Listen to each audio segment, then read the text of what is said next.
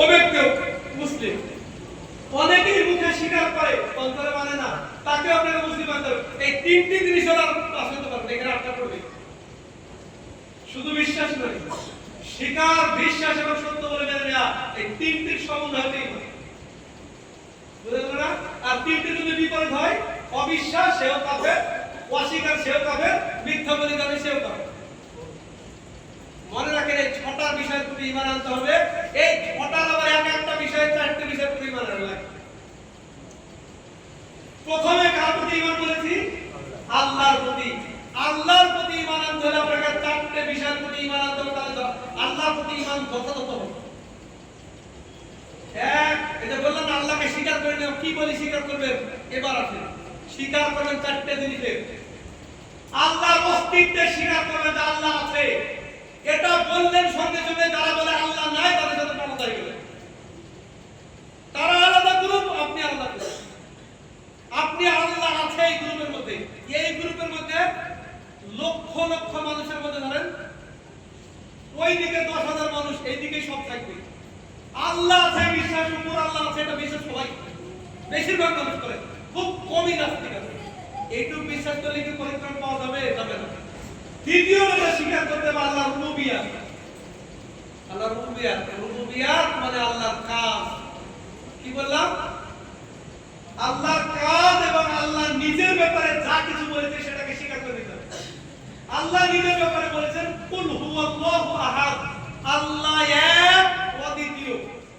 আপনি যদি মনে করেন আল্লাহ একাধিক, আপনার কালেমা পড়ার কোনো দাম নাই। এই আল্লাহর রূপন পড়ি কিছু না। এটাকে আপনাকে স্বীকার করতে হবে যে আমার ধর্মে, ইসলাম ধর্মে আল্লাহ হলো একজন। যদি মনে করেন দুইজন, ভালোর একজন আল্লাহ, মন্দের একজন আল্লাহ, খ্রিস্টানদের মধ্যে 3 জন, কিংবা হিন্দুদের মধ্যে 33 কোটি মনে করেন, কিংবা মনে করেন যত পঞ্চ তত সংকট, মানে সব কিছুই ভগবান, সব কিছুই আল্লাহ। তাই তো হিন্দুরা সব কিছুর পুজো করে। তারা মনে করে সব কিছুই ভগবান, আর আমরা মনে করি সব কিছুই আল্লাহ। সবকিছু আল্লাহ নয়, আল্লাহ। তাহলে আল্লাহর প্রতি বিশ্বাস করতে হলে প্রথমে আল্লাহ আছে এই স্বীকৃতি দিতে হবে। অধিকাংশ মানুষ একটু স্বীকৃতি বসে আছে, মনে রাখেন আবু জেহেল এটা স্বীকৃতি দিয়েছিল আল্লাহ আছে, এটা দিয়ে পরিত্রাণ হয়নি। 2 নম্বর বললাম রুবুবিয়্যাত। রুবুবিয়্যাতের মধ্যে আসবে আল্লাহর কাজ আর আল্লাহ তাআলার জাত, মানে আল্লাহ নিজের ব্যাপারে যা কিছু বলেছে সন্দেহাতীতভাবে, কোন রকম সন্দেহ ছাড়া মানতে হবে। এটা কোথা থেকে বললেন? সন্দেহ ছাড়া মানতে হবে। যদি সন্দেহ করেছেন তাহলে আপনার ঈমান বাতিল।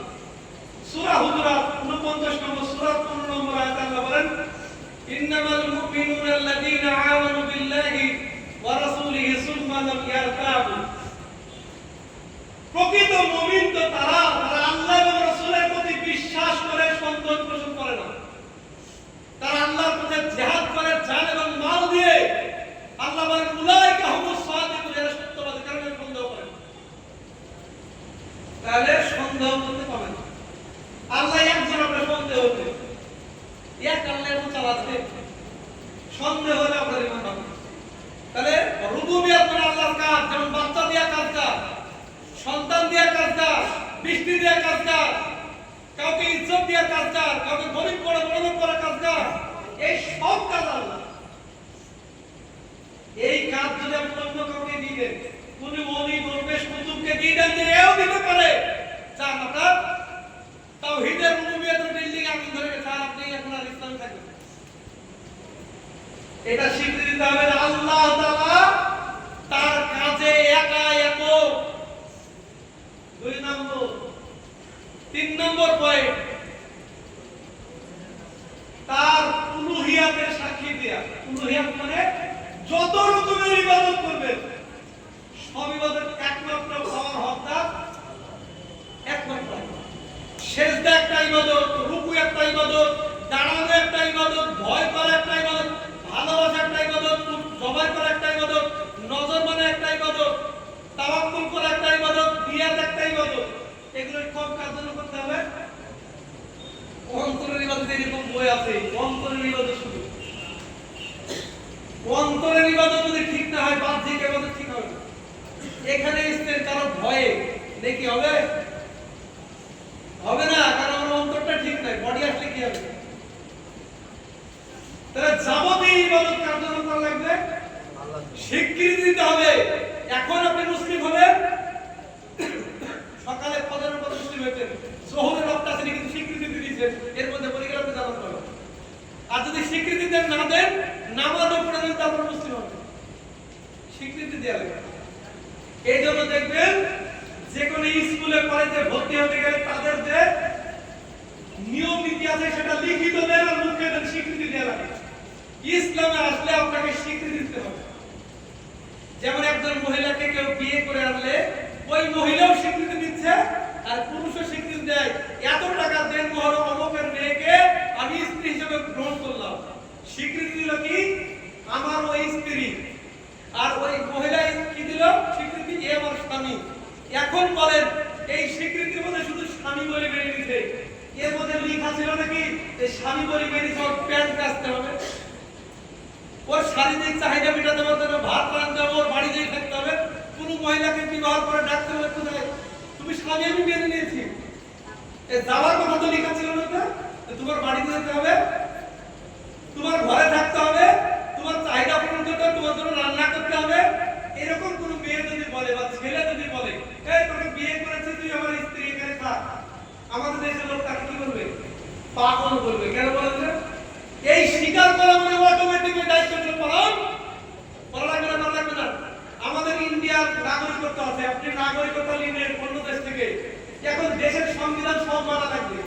মানা লাগবে মানে দেশের সংবিধানের বিরোধিতা করতে পারবে। আপনাকে স্বীকৃতি দিতে হবে আমি এই দেশের নাগরিক হলাম, এই দেশের সব রুলস রেগুলেশন মেনে চলবো। আপনি আমি যখন ইসলামে আসছি এগুলো স্বীকৃতি দেওয়া লাগে, এগুলো মেনে চলবো। মানতে পারেনি তার জন্য অপরাধী, ক্ষমা চাইলে মাফ হবে, আর তাহলে আল্লাহর কাছে জাহান্নামে আগুনে গিয়ে মাফ হবে, জান্নাতে হবে। কিন্তু যদি না মানি, স্বীকৃতি না দিই, মাফ হবে। এই জন্য যখন গুনাহ করার আগে স্বীকৃতি দেওয়া লাগে, এটা বলতে হয় আল্লাহ আমি গুনাহ করেছি, আমি গুনাহগার, তখন আল্লাহ মাফ করবে।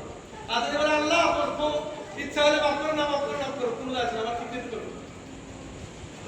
এটা আমরা সাইয়্যিদুল ইস্তিগফার করে এখানে স্বীকৃতির কথা আছে। আমরা বলি আল্লাহুম্মা আনতা রাব্বি, আল্লাহ তুমি আমার রব, তোমাকে স্বীকার করলাম তুমি আমার রব। আনা আব্দু, আমি তোমার বান্দা, স্বীকৃতি দিলাম। স্বীকৃতি দেয়া লাগে, স্বীকৃতি ছাড়া হবে না। স্বীকৃতি না দিলে একজন মহিলা তো তোমার বাড়িতে এসে থেকে যায়, স্ত্রীর মধ্যে সব কথা দেখে তো পারবে না স্ত্রী হিসাবে, স্বীকৃতি দেবে তুমি, আর একই স্বামী হিসেবে আসবে। স্বীকৃতি যতক্ষণ না দিতে তো ইসলামের কিছু না। আমি বলছিলাম এক নম্বর আল্লাহর অস্তিত্বে স্বীকৃতি দেওয়া লাগবে, অস্তিত্বে বিশ্বাস করা লাগবে, অস্তিত্ব আছে সত্য বলে মেনে নেওয়া লাগবে। দুই নম্বর আল্লাহর কাজ এবং আল্লাহর জাত, আল্লাহর সত্তাকে আপনাকে তার কাজে তাকে একক মেনে নিতে হবে, তার কোনো পরামর্শদাতা নাই, তিনি যা ইচ্ছা তাই করেন। ফাআলুল লিমা ইউরিদ, সূরা প্রথম পড়িতেন আল্লাহ তাআলা বলেন ফাআলুল লিমা ইউরিদ, আমার যা ইচ্ছা তাই করেন। এখানে কারো ইখতিয়ার নাই। আমি সবাইকে জিজ্ঞাসা করব, সূরা হজের 22 নম্বর আয়াত, আমি সবাইকে জিজ্ঞাসা করব, আমাকে কেউ জিজ্ঞাসা করতে পারবে না। আমরা অনেক সময় করি আল্লাহ এটা কেন দিয়েছে, না দিলে হতো না, এই ইখতিয়ার তো দেয়া হয়নি, এই ইখতিয়ার তো দেয়া হয়নি।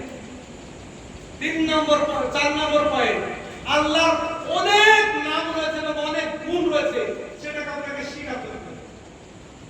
মুসলিমদের মধ্যে অনেক গুণ আছে, তারা আল্লাহর নাম মানেই না, একটা নামও মানে। কেউ আছে 7টা নাম মানে, কেউ আছে নাম মানে গুণ মানে না, তাহলে তারাও কিন্তু মুসলিম হতে পারে। এটা গেল কিসের ব্যাপার বললাম? আল্লাহর প্রতি ঈমান আনতে 4টা জিনিস লাগবে। আল্লাহর কাজের মধ্যে বৃষ্টি দেওয়ার কাজ, নাযালা মিনাস সামাই মাআন, তিনি আল্লাহ তিনি আসমান থেকে পানি বর্ষণ করেন। এখন যদি মনে করেন কারো ইশারায় পানি হচ্ছে, এ পানি দিতে পারে, পানি বন্ধ করতে পারে, কিছু আপনার যদি মনে করেন মৃত্যুকে দিতে পারে বা জান দিতে পারে বা দিতে পারে, তাহলে আপনার রুবিয়ত শেষ।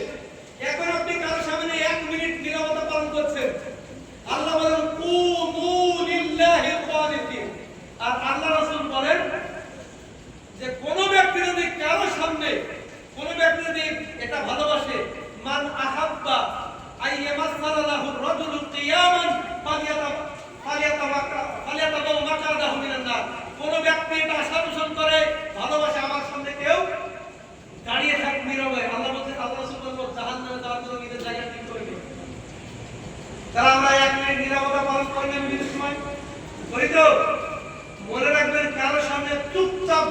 জায়গায় না লড়া এটা একটা ইবাদত। আল্লাহ তাআলা বলেন কুমু লিল্লাহি কানিতিন, আল্লাহর সামনে ধীর স্থির হয়ে দাঁড়াও। ওয়াসজুদু লিল্লাহিল্লাযী খালাকাহুন্না, সিজদা করো তাকে যিনি সবকিছুকে সৃষ্টি করেছেন। বলেন সিজদা করো। তারপরে জীবন, ইন্না সলাতি ওয়া নুসুকি ওয়া মাহইয়ায়া ওয়া মামাতি লিল্লাহি রাব্বিল আলামিন। আমার নামাজ, আমার কুরবানি, আমার জীবন, আমার মৃত্যু। এবার আপনাদের প্রমাণ করে দেখবেন যে আমরা আমাদের জীবন আল্লাহর জন্য দিই। আল্লাহ রাসূল বলেন ইযা তাকাল মুসলিমাইনি বিসাইফাইহিমা আল কাতিলু ওয়াল মাকতুলু ফিন-নার। কিলা আল্লাহ রাসূল বললেন যখন দুজন মুসলিম পরস্পরের সামনাসামনি তরবারি নিয়ে খাড়া হয়, যে মারে এবং মরে দুজনই জাহান্নামে। সাহাবীরা জিজ্ঞাসা করলেন আল কাতিলু ফিন-নার ফামা বালাল মাকতুল। আল্লাহ যে হত্যা করেছে সেই জাহান্নামী, কিন্তু যে হত্যা হলো তাকে তো হত্যা করা হয়েছে। আল্লাহ রাসূল বলেন ইন্নাহু কানা হিরসু কতলি সাহিবিহি, এর অন্তরে ওই তামান্না ছিল যে ওকে মারার জন্য প্ল্যান করে কিন্তু পারেনি, ওকে মার দিয়ে। এবার বলেন আমরা ভোটের জন্য যারা মরি, জানটাকে আল্লাহর জন্য দিই না আমাদের রাজনৈতিক দলকে এস্টাবলিশ করার জন্য দিই? বলেন। এদের এই কোরআনের আয়াত যদি পড়ে আর বলে ইন্না সালাতি ওয়া নুসুকি ওয়া মাহইয়ায়া, আমার জীবন আল্লাহ তোমার জন্য, মৃত্যু এটা মৃত্যু দিয়ে জীবন না বলেন দেয়া হলো, ও শুধু মুখে পড়েছে, স্বীকৃতি দিয়েছে কিন্তু বিশ্বাস করতে কিছু না। তাহলে বললাম আপনাদের কাছে ঈমান মানে বিশ্বাস, ঈমান মানে স্বীকৃতি, ঈমান মানে সত্য বলে মেনে নেওয়া। আল্লাহর নামও মুমিন, বান্দার নামও মুমিন। আল্লাহ দ্বারা মুমিন উদ্দেশ্য হচ্ছে ঈমান আনার তৌফিক দান করে, আর যে মানুষকে ঈমান আনার পরে নিরাপত্তা দান করে। আর বললাম ঈমানের রুকন কয়টি? 6টি। আল্লাহর প্রতি ঈমান, ফেরেশতার প্রতি ঈমান, কিতাবের প্রতি ঈমান, রাসূলের প্রতি ঈমান, আখিরাতের প্রতি ঈমান এবং তাকদীরে ভালো মন্দের প্রতি ঈমান। কেউ অঙ্ক করতে চায়, যদি কেউ জিত করে অঙ্ক শিখতে চায়, 1 থেকে 100 পর্যন্ত আমি শিখবো না, আর 1 থেকে 10-এর ঘর পর্যন্ত নামটা পড়বো না। কোন মাস্টারের কোনোদিন অঙ্ক শেখাতে পারে? আপনি আমি ইসলামের সব শিখতে চাই, এই বেসিকটা যদি না শিখেন আপনি দিনের কিছু শিখলেন, আপনাকে কিছু শেখানো সম্ভব না। বুঝতে পারলেন? কোন ব্যক্তি অঙ্ক শিখতে চায়, ইংরেজি শিখতে চায়, প্রথম 26টা বর্ণ শিখবে না। আমাকে কোরআন শেখাও, আমি অক্ষরগুলো শিখব। কি করে শিখবা কোরআন? অসম্ভব। আমি 20 তলায় উঠতে চাই, এই নিচের যে সিঁড়িগুলো আছে সেগুলো যাবো না, কোনো কিছু মাধ্যম নিব যাওয়াই তো যাবে না ভাই। ইসলামের এই স্টেপগুলো 13 বছর ধরে রাসূল সাল্লাল্লাহু আলাইহি ওয়াসাল্লাম সাহাবীদেরকে এগুলো শিখিয়েছেন। 13 বছর মদিনায় এসে কি খান্ত হইতে প্রথম যে দুধ বের হইতে তাকেও এই বাড়ি। এটা পরিষ্কার হতে হবে। এজন্য বললাম ঈমানের আরকান 6টা। এই 6টার প্রথমটা আল্লাহর প্রতি ঈমানের 4টা বিষয় বিশ্বাস রাখতে হবে। একটা আল্লাহর অস্তিত্ব, 2 আল্লাহর কাজকর্ম এবং আল্লাহর জাত, 3 সকল ইবাদত একমাত্র আল্লাহর জন্য করা, 4 তার নাম এবং গুণাবলীতে তাকে একক মানা। দ্বিতীয় পয়েন্ট রাসূলের প্রতি ঈমান। রাসূলের প্রতি ঈমান আনতে হলে আরো 4টে বিষয় ঈমান আনতে হবে, মনে রাখবেন। 1 তিনি যা কিছু খবর দিয়েছে সেটাকে কোনো রকম সন্দেহ না করে বিশ্বাস করা। খবরটা অতীতে হতে পারে, বর্তমানে হতে পারে, ভবিষ্যতে হতে পারে। তিনি মুসা আলাইহিস সালামের কথা বলেছে, দেখেছেন আমরা মুসা আলাইহিস সালামকে? আদম আলাইহিস সালামকে দেখেছি? দেখিনি। ওই খবর আপনাকে বিশ্বাস করা লাগবে। রাসূলের খবর যদি বিশ্বাস না করেন আপনি মুমিন না। 2 নম্বর তিনি যে কাজের আদেশ দিয়েছেন সেটা করতে হবে সাধ্যমতো। 3 নম্বর তিনি যেই কাজ থেকে নিষেধ করেছেন সেটা সম্পূর্ণ বিরত থাকতে হবে। 4 নম্বর যে ইবাদত, যেটার নাম ইবাদত, সেটা তার পদ্ধতিতে করতে হবে। আপনাদের কাছে আমি গুটি কয়েক কথা বলার চেষ্টা করলাম। এই কথাগুলো মনে রাখবেন, এই বিষয়গুলোকে পড়বেন। উসুলুল ঈমান, কিতাবুত তাওহীদ, আরকানুল ঈমান, আরকানুল ইসলাম, এগুলো পড়ে আপনার ঈমানকে নবায়ন করার চেষ্টা করবেন। এই যে ঈমানকে মানুষের সামনে ভালোভাবে উপস্থাপন করা, প্র্যাকটিক্যালে ইসলামকে প্র্যাকটিক্যালে এবং বক্তৃতার মাধ্যমে, খুতবার মাধ্যমে, লেখনের মাধ্যমে, দাওয়াতের মাধ্যমে, এটার জন্য দুটো মাধ্যম হলো মসজিদ এবং মাদ্রাসা। যে দুটো আপনারা সাময়িক হলো করেছেন, এখান থেকে ছাত্রদের এসে লিখবে, লেখনের মাধ্যমে এসে প্রচার করবে, এখান থেকে ছাত্র বক্তা হবে বক্তৃতার মাধ্যমে, এখান থেকে অনেক কিছু বের হবে। তাহলে এই প্রতিষ্ঠানের অবস্থা এখনো কিন্তু স্বাভাবিক জায়গায় নেই, এখনো কিসে আছে, এখনো ভেন্টিলেশনের মধ্যে আছে। একে বের করতে হবে। মসজিদ হবে খাড়া হয়েছে, মাদ্রাসা হবে খাড়া হয়েছে, এগুলোর জন্য অর্থের দরকার। কি করতে হবে? অর্থ ব্যয় করতে হবে। এগুলোকে মানে আপনি হসপিটালাইজ করেছেন, ডাক্তার চিকিৎসা করেছে, এখন মরবে না এরকম জায়গায় আছে, কিন্তু সেটাকে ছুটি বাড়িতে মুক্ত করে স্বাভাবিক অবস্থায় করতে হবে। আমি আপনাদেরকে যেটা ইশারা করতে চাইছি সেটা হলো, আপনারা আপনাদের মসজিদ ভেবে পৃথিবীর সমস্ত মসজিদগুলোকে মনে রাখবেন এটা মুসলিমদের সম্পদ। আমরা বুঝি তাই না বুঝি, যারা কাফের যারা বুঝে তারা তাদের মাদ্রাসার মসজিদ ভেঙে ফেলছে, তার বিভিন্ন জায়গায় এটাই ছিল না, মাদ্রাসা মসজিদের পুরো ঘাটা। আপনাকে আমাকে জানতে হবে এই প্রতিষ্ঠানগুলো ইসলামকে প্রতিষ্ঠিত রেখেছে। ইসলামের যে আলো আপনি দেখতে পাচ্ছেন সিটি ফুটা, তার পেছনে দুটো অবদান বহু। তাহলে এই প্রতিষ্ঠান দুটোকে আপনাকে অর্থ দিয়ে সাহায্য করতে হবে, সুপরামর্শ দিয়ে সাহায্য করতে হবে, এর জন্য দোয়া করে সাহায্য করতে হবে, এখানে এসে আশার মাধ্যমে সহযোগিতা করে সাহায্য করতে হবে। আপনাদের মধ্যে অনেকে আল্লাহ তাআলা অর্থ দিয়েছে, আর আমরা আমাদের নিজের ব্যাপারে আল্লাহর পরে সবচেয়ে বেশি জানি।